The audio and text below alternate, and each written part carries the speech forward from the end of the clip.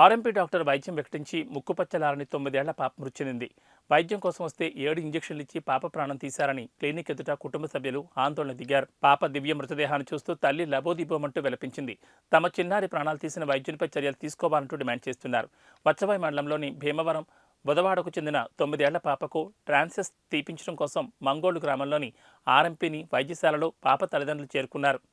ఉదయం 7 గంటలకు చికిత్స నిమిత్తం పాపకు 7 ఇంజెక్షన్లు చేయడంతో పాప మృతి చెందినట్లు బంధువులు తెలుపుతున్నారు.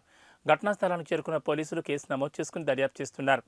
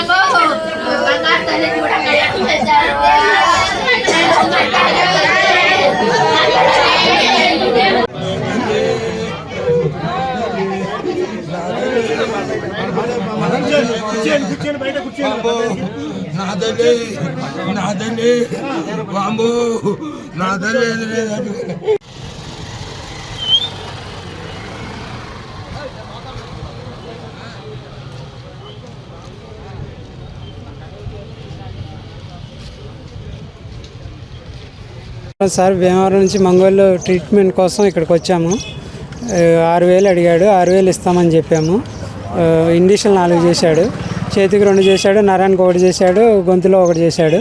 మళ్ళీ రూమ్లో తీసుకెళ్ళిన తర్వాత మళ్ళీ 3 ఇండిషన్లు చేతికి 2 చేశాడు, మళ్ళీ నరానికి గొంతులో 1 చేశాడు.